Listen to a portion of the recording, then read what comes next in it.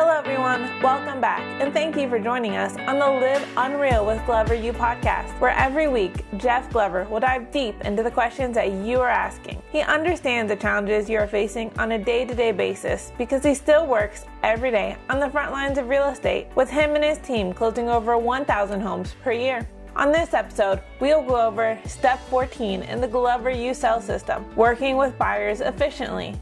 In this step, you will learn from Jeff how to set up your buyers for success throughout the entire buying process. Now, let's hear from Jeff Glover on Step 14 in the 20 steps of the Glover U sales system. Step 14 in the Glover U sales system is working with buyers efficiently. Here's the great news about this market shift. Buyers will actually start to get offers accepted the first time around.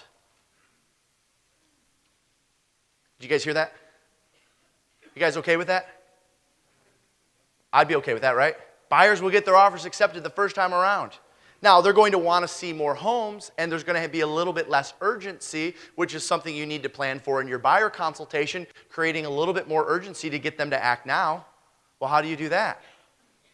Well, we just saw what happened from 2017 to 2018.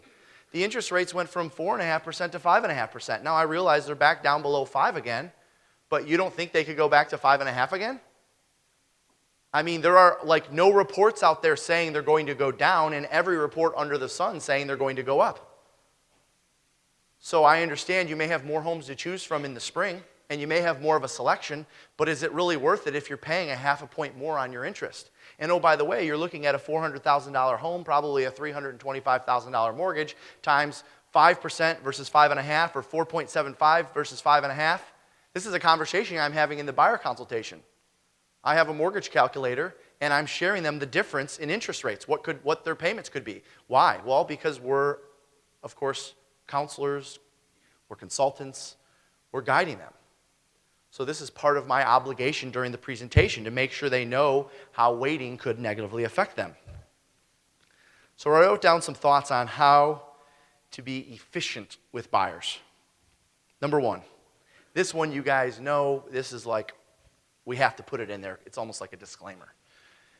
Without question, every single buyer has to be qualified by a lender if there's any kind of financing involved. No exceptions to that. Well, but they sounded really motivated. I forgot to ask them that one question because I didn't want to offend them. Fine, put it on the sellers. Well, what do you mean? Well, you know, Mr. and Mrs. Buyer, unfortunately, most sellers today are hoping to see a pre-approval prior to showing you their home. And let me ask you, if you had listed your home for sale, would you want to know that every single buyer is pre-qualified in advance? Would it actually make you feel more comfortable if you had a piece of paper that said they were pre-approved prior to the showing? Oh yeah, I guess that makes sense. That's why we have to have this in advance. It's not your policy, it's what the sellers want. Put it on the sellers. Step number 2 I wrote down. Working with buyers at a high level. Pre-qualify them just like you would sellers. We do this by asking a series of questions during the buyer consultation or on the initial appointment to set the buyer consultation. Bless you. Where are they going? When do they want to be there? How soon do they want to be there? Making sure you go over a timing analysis with them. What's a timing analysis? We have built into the bottom of our buyer consultation a timeline. Well, why is that important? Well, because a lot of buyers we work with today will say to us, well, I don't want to be moving in the middle of winter, so I'll probably call you back or I'll be ready to go in the spring. Okay, well, you understand that if we find you a home February the 1st, it's probably not closing until March the 15th. And oh, by the way, a lot of sellers want 30 days or so of occupancy after that, which means you're not actually moving until April or May. And that's if you find a home February the 1st. Would you like to be in your home for the summer, or would you like to be moving in closer to the school year starting? Well, we'd like to enjoy the home for the summer. Well, then the most buyers that want to be in a home in time for the summer buy in February and March because of the timing analysis. So if I'm on a buyer consultation, I'm making sure they understand from start to finish. Let's say it takes 2 weeks to find a home, which, by the way, what am I doing? I'm setting the expectations that we're going to find a home in 2 weeks. So Mr. and Mrs. Buyer, I'm meeting with you today. By the way, I still probably do I don't know, our showing agent is in the room somewhere, a couple dozen buyer sales a year. Personally, I have a showing agent that shows the homes, of course. So I'm still doing these buyer consultations just like you are, and I'm making sure that they understand, all right, most of our buyers are able to find a home in just a couple of weeks. And once they find a home, it takes about 45 days to close. And then, of course, once we close, most sellers are expecting, I'm setting the expectations at the consultation, so that way when they're saying, I'm not going to give the seller time in the home after closing, we talked about it during the consultation. It's actually built right into our buyer consultation. If you look at when you work with us, we send you all of our marketing material, our listing and our buyer presentation. You'll see at the bottom the whole timeline drawn out. So that way, they are expecting when they go see a home that they're going to let that seller live in the home after closing. How often have we been in a situation where you get to writing the offer and the seller counters, and one of their counters is, okay, we'll work with you, but we want 2 weeks to move. And the buyer says, absolutely not. Not giving them 2 weeks, no way. Well, that wouldn't happen if during the buyer consultation you prepped them for it in a way that it's almost a standard. And it happens every day, because otherwise, what are you doing? You're getting into an argument or a discussion about how, well, you don't understand, this is very common in the marketplace. Sellers want time in the home after closing. You try all your handlers at that point. But at that point, they've already made up their mind. You're already deep into negotiations, and it could be a personal thing. So instead, I prepare them for that during the buyer consultation. Point number 3. To do a lot of buyer sales at a high level, we need to identify what differentiates us from all the other agents in town.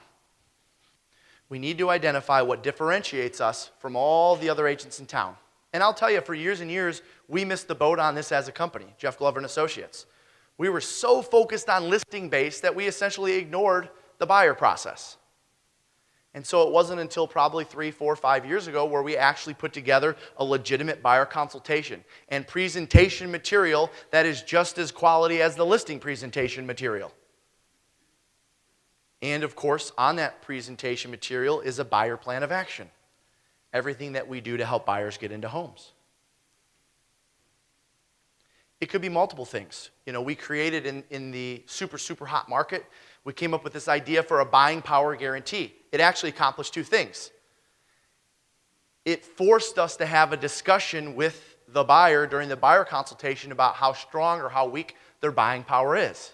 Now, we don't promote it anymore because it's not necessary when the market's softer, but you better believe in the buyer consultations, all of our agents are now trained to have the buying power conversation.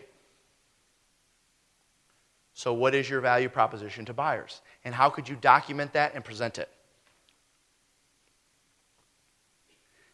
Next, I wrote down number 4. When showing homes, only show when all decision makers are present. When showing homes, only show when all decision makers are present. Now, you can put in parentheses, only if you don't want to show the home twice. Because the reality is, if they're not both there, you're going to be showing that home twice. And I don't care what they say, oh, she's going to love it. Oh, it's going to be perfect. Something happens. It's like somebody comes in and says, no, you're not. And it changes their perspective on it. Next, if possible, have the buyers meet you at an office or a Starbucks nearest the area they're shopping in. This is a big one. Have them meet you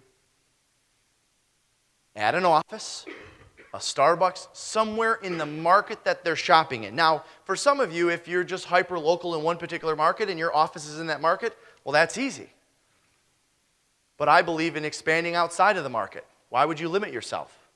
So if I'm working with a buyer and I'm located in Plymouth, let's say, and they want to buy a home in Troy or Rochester Hills, I'm meeting them at an office in Troy or Rochester Hills or a Starbucks in Troy and Rochester Hills for their buyer consultation. Why is that? Because I want their perception to be that that is our market. This is what I know. If I make them drive all the way to Plymouth, they're going to think, gosh, they can't possibly know the market we're shopping in.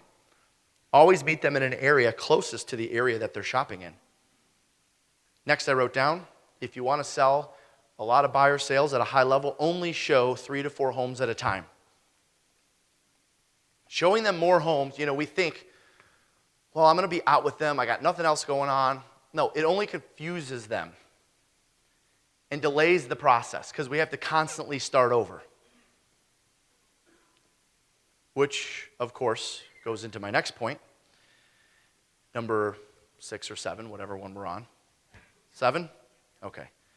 As you show a buyer more properties over the course of days or weeks, their confidence in you diminishes.